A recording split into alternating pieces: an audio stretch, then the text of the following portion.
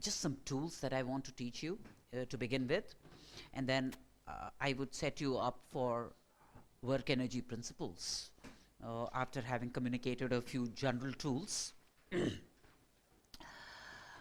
Now, first of all,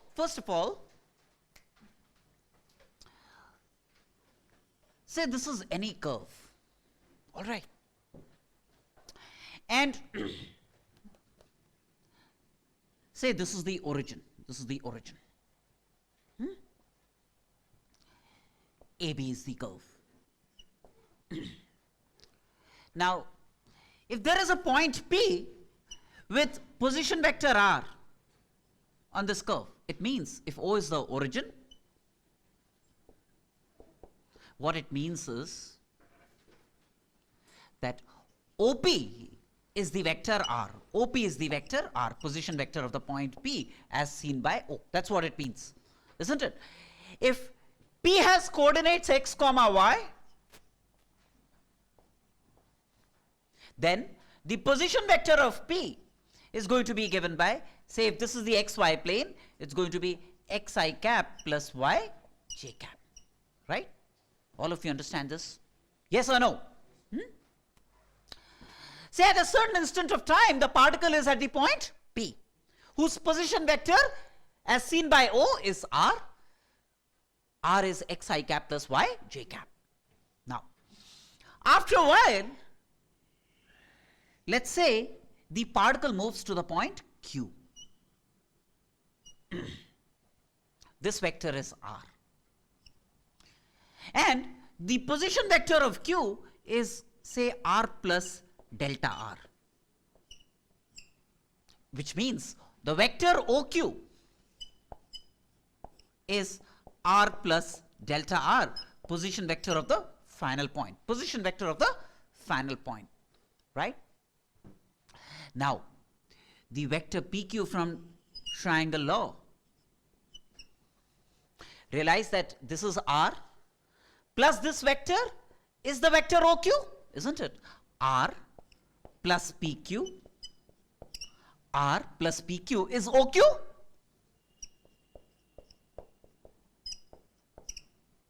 Right? Which means PQ, which is the displacement from P to Q, is delta R, which is change in R. Final R minus initial R. Final R is R plus delta R minus initial R, which is R, which is change in position, which is displacement, Delta means change.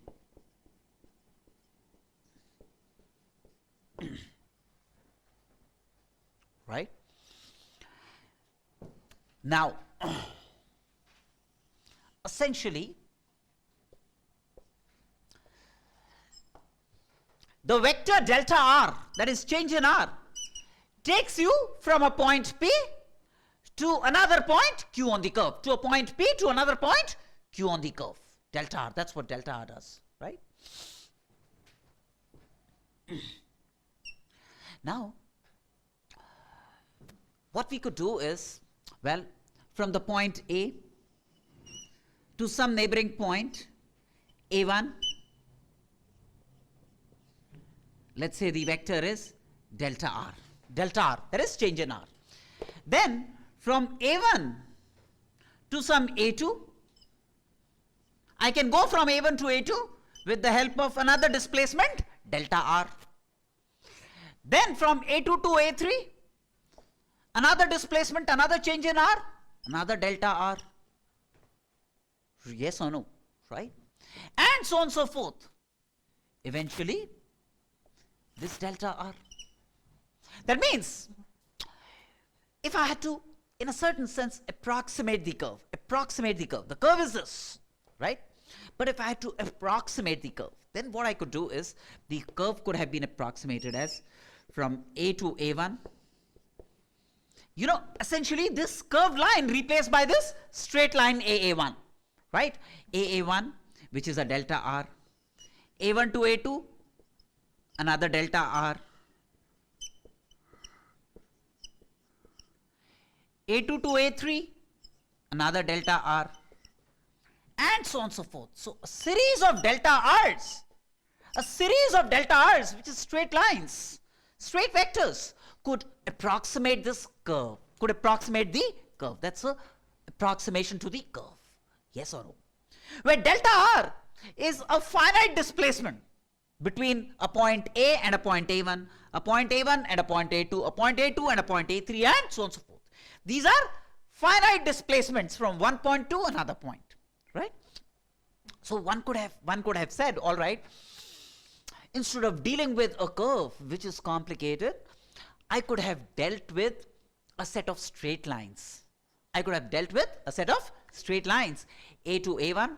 In the process, what I compromise is, well, I'm ignoring the presence of all points between A and A1, for example. This is A on the curve, this is A1 on the curve. Essentially, this part of the curve is being replaced by this vector delta r. This is what I'm doing. In the process, it's as if I'm suggesting that, well, the particle had nothing to do with all points between A and A1. It's as if it went along this, and all that was important was as if A and A1 were the only important entities and the intermediate points were inconsequential. That's the extent to which I compromise when I replace this curve by this straight vector delta r from A to A1. So there is a compromise, but every approximation will lead to an error. Whether that error is fine to have or not fine to have will depend on the situation in which I am in, right? Sometimes it's practical to do an approximation because the loss of accuracy that results out of that approximation does not matter too much in that situation. Therefore, we say, all right, you know, this approximation, even though it led to an error, but let's say in the 4th place of decimal in my overall computations, and I can deal with it, no issues. So let's say this is what could be done. The entire curve could have been broken down into a bunch of these delta r's, one bunch of these straight lines, which are these delta r's, these vectors delta r's, right? Between any two points, see A1, A2, A3, etc., these are set of points, say some point AI, and there is a neighboring point AI plus 1 on the curve. AI and AI plus 1 are two neighboring points on the curve, right? And this is my delta r, and this is my delta r. So when I am at AI, then my delta r takes me to AI plus 1. Then my delta r takes me to AI plus 1. Now,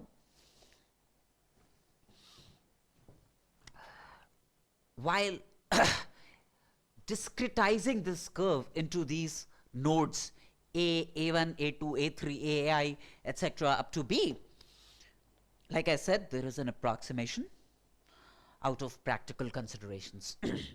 And the number of these delta r's would be finite.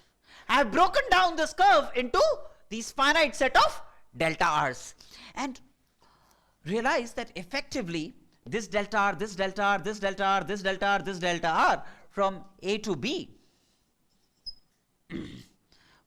if I have to vectorially add all these delta r's, what would I get? I'll get AB, isn't it? If I have to do the summation of all these delta r's, vector summation of all these delta r's, then from polygon law of vectors, I'll get the vector AB. Yes or no? Right? Then I'll get the vector AB. So a vectors, now these delta r's are finite, n. If I increase the number of these AIs on the curve, if I increase the number of these AIs on the curve, then the number of these delta r's will increase. The number of these delta r's will increase, isn't it? But the value of each delta r will decrease. The magnitude of each delta r will decrease, yes or no? If AI and AI plus 1 are brought closer and closer and closer, if AI and AI plus 1 are brought closer and closer and closer, what happens? Delta r tends to 0, yes or no? This is AI, this is AI plus 1, right? This is AI plus 1, right? As AI and AI plus 1 are brought closer and closer and closer, delta r tends to 0. And the number of these delta r's will tend to infinity, yes or no? right? If n are the number of these delta r's, then as delta r tends to 0, then the number of these delta r's will tend to infinity, isn't it? Right? And in the process of making these delta r's smaller and smaller and smaller, and thereby increasing the number of delta r's larger and larger and larger, ai comes closer and closer and closer to ai plus 1, right? Which means as delta r tends to 0, ai plus 1 degenerates into ai. ai plus 1 in a certain sense comes closer and closer and closer to ai.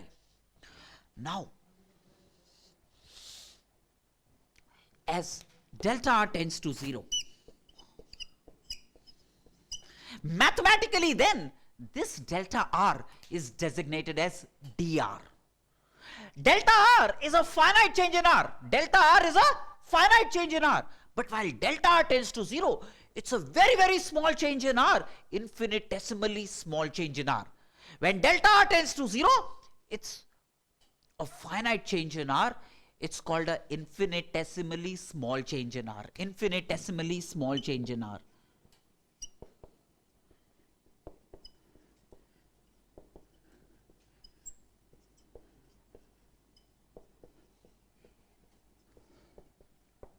In r. And such a change in r, delta r tends to 0, such a change in r as delta r tends to 0 is designated as dr. dr. Delta is a finite change. D of r is an infinitesimally small change. Is an infinitesimally small change. You know what I'm saying? Now,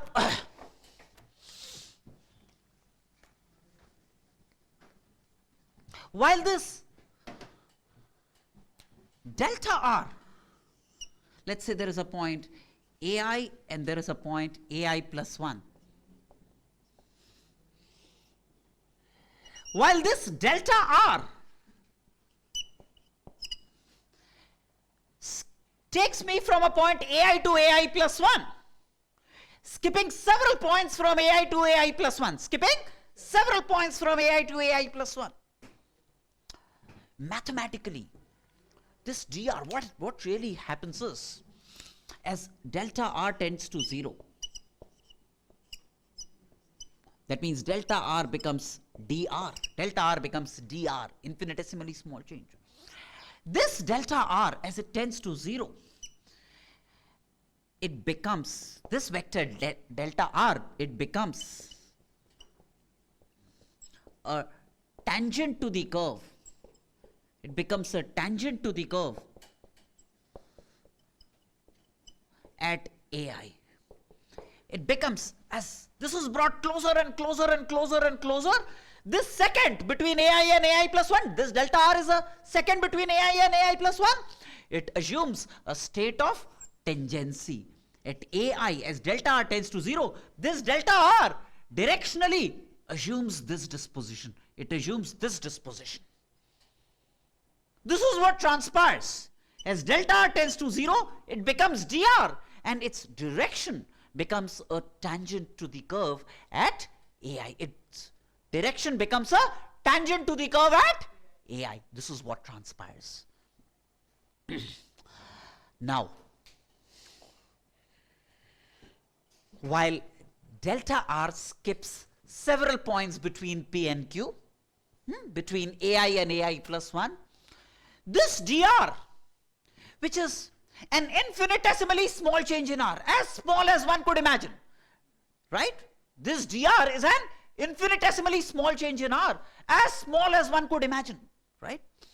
And is a tangent to the curve from instant to instant. Every dr will be a tangent to the curve at the corresponding point. And where does it take you? Delta r takes me from this point to this point, right? From this point to this point. And as delta r becomes smaller and smaller and smaller, it becomes dr. Where does dr take me? Mathematically. Mathematically, this dr is supposed to take me from ai to its neighboring point. Mathematically. Physically, is there any neighboring point of any point? There is no neighboring point. But this concept of dr, this concept of dr is mathematically meant to take you from the point AI to whatever be its neighboring point. That's the whole idea in this concept of dr. This dr is supposed to take you from AI to its neighboring point on the curve. That's the mathematical notion of a neighboring point. So dr essentially is a mathematical notion of a neighboring point, and it's disposed along the tangent to the curve from point to point. This is the fact that I want you to take cognizance of. Right? Now, in principle then,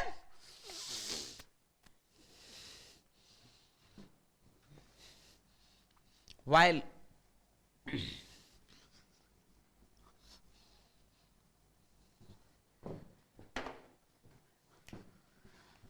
in principle then, while these delta r's are like this, which is an approximation to the curve, and there are finite number of these delta r's. These delta r's are finite from A to B, and they are all seconds to the curve,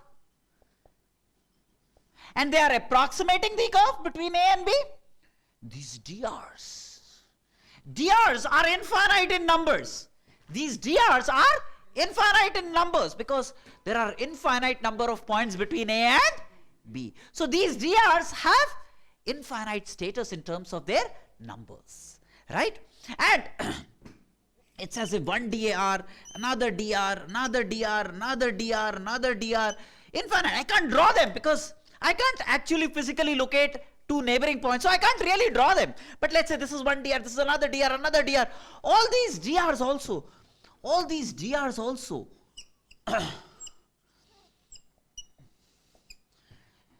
while delta r's are an approximation, drs are the reality. The vector sum of all these drs would be the actual curve. The vector sum of all these drs would be the actual curve.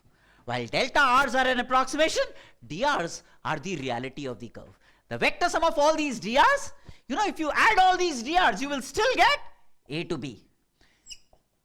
But the displacements, drs, will take you from a point on the curve to whatever be its mathematically neighboring point. There is nothing like an actual neighboring point, but the mathematically neighboring point on the curve is where the drs will take you to.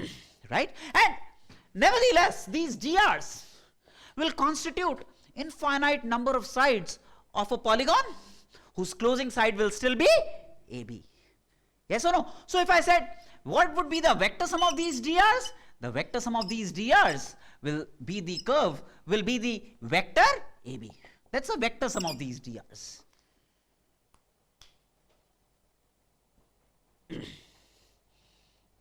It's as if, again, to just give you more physical insight into the whole thing, it's as if when I talk of these drs, when I'm talking of these drs in principle, then I'm telling you the direction of tangent at every point of a certain curve.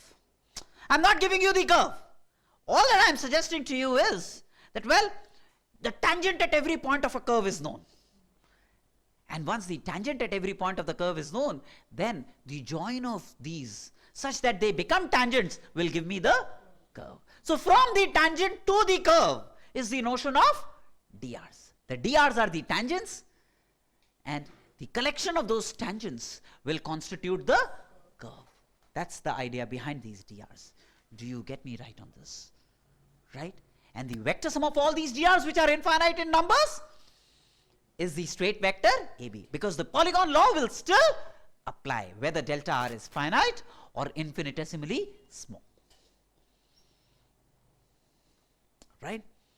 So the concept of a neighboring point physically has no significance, but mathematically, we have given it a shape with the idea of these drs. When you are moving along a curve and you want to suggest that you have to go from A to B, then you say, all right, from A to B, I draw a tangent at A, which is dr, the vector dr. It takes me from A to B, where B is the neighboring point of A. This is how it goes. An infinite number of these drs will constitute a curve. Each of these drs will be a tangent to the curve. Clear? Now,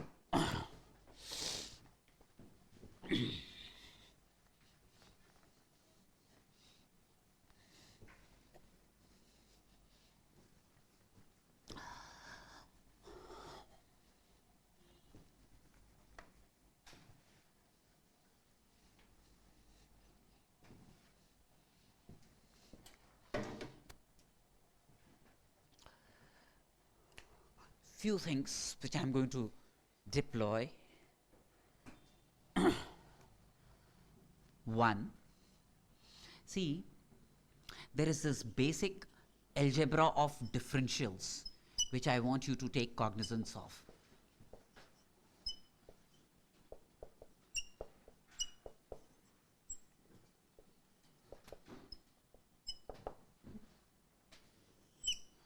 Basic algebra of differentials. One is, say for example, if I write d dx of sin x is cos x, is cos x. This is like saying d of sin x, that means small change in sin x. D of sin x means an infinitesimally small change in sin x is cos x into dx, cos x into dx. That means if x changes by a very, very small amount dx, the change in sin x would be the value of cos x, original value of cos x at that x into change in x. This is a small change in sin x. Infinitesimally small change in sin x is cos x into that infinitesimally small change in x. Now, if somebody gave you cos x dx and he said write it as d of something, he said write it as d of something, then this should be filled by what is called the integral of cos x. What is the integral of cos x? Sin x. So you will fill it up with sin x. Not only that, it could also be sin x plus constant c, because sin x plus c when integrated will give, when differentiated will give me cos x, isn't it? When I say cos x dx is d of something, then this something to be filled up with the integral of cos x. What would be the integral of cos x? Sin x plus c. Now in certain situations I want to take c as 0, I want to take c as 1, c as 2, that's my choice. It does not matter, right? Say for example, I had x squared dx and I want to write it as d of something. Then this should be filled up with the integral of this. What is the integral of x square? X cubed by 3. So this should be x cubed by 3, and plus c is optional.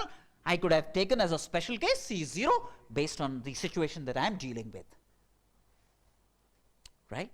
The integral of x square is, so suppose I had e power 3x dx. Switch off your phone. Is d of what? D of integral of e power 3x. What's the integral of e power 3x? E power 3x by 3. E power 3x by 3. And c is optional, right? Suppose I had sec squared x dx and I want to write it as d of something, then what would this be? Integral of sec squared x, which is d of tan x. Plus c or not c, it does not matter. Suppose I had sec x tan x dx and I want to write it as d of something. What would this be? D of sec x n plus c. Suppose I had x power n dx. This would be d of x power n plus 1 by n plus 1 plus c, provided n is not equal to minus 1, right? Suppose I had 1 by x dx. I want to write it as d of something. What would this be? Log x, d of log x plus c, and so on and so forth, right?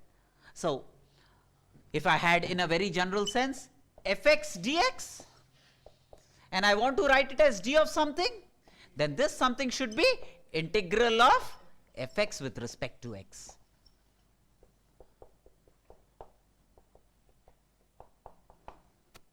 Integral of fx with respect to x. That's how it should be. Clear?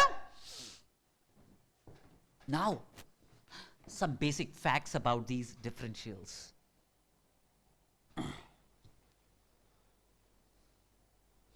So if I had, say, y dy, what would this be? D of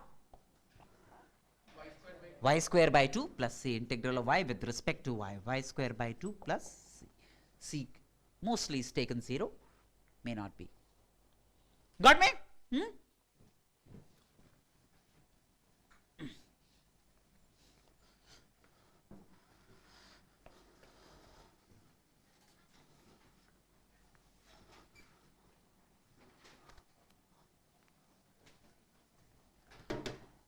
Now ddx of f1 plus minus f2,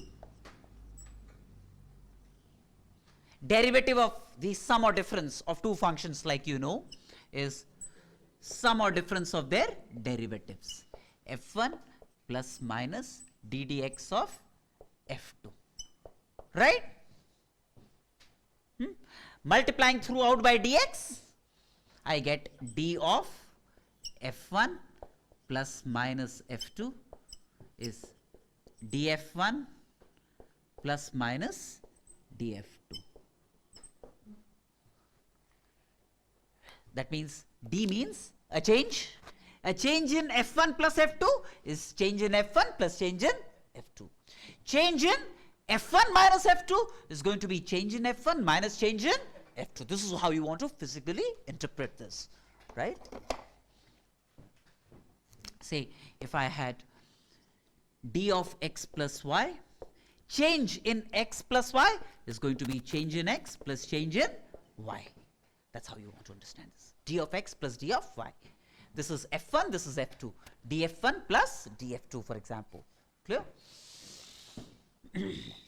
Then ddx of a constant is 0.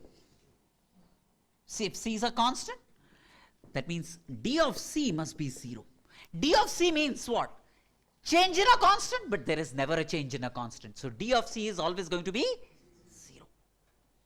Right? D of a constant will always be 0. Then ddx of f1 into f2, derivative of the product of two functions, derivative of first function into second plus derivative of second function into first. So this is like ddx of f1 into f2 plus f1 into ddx of f2, right? Multiplying by dx, so d of f1 f2 is going to be f2 df1 plus f1 df2, right? Yes or no? This is another rule. D of the product, that means change in the product would be change in one function into another plus change in the second function into the first function, right? That's the law of change. So if we increase the number of multiplication like f1, f2, f3, then what will be the? Same thing, you can apply that. You'll have, for example, f2, f3, f4 into df1 plus f1, f3, f4, df2. Same rule, na? Same rule will apply, right? Okay, then we have, so for example, you know, if you had like x dy plus y dx, for example, something like this. This is encountered very often, time and again and again. f1 df2 plus f2 df1. f1 df2 plus f2 df1 is d of f1 f2. So this is d of f1 f2, which is xy. D of xy. Right? So we encounter this very often. X dy plus y dx, that will be change in xy. D of xy. Right?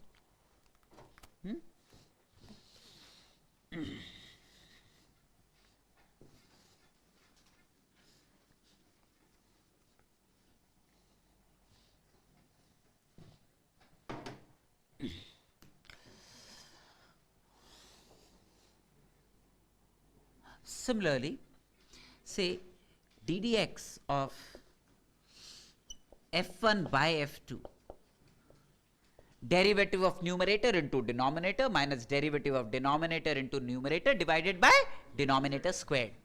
So this is ddx of f1 into f2 minus f1 into ddx of f2 divided by denominator squared.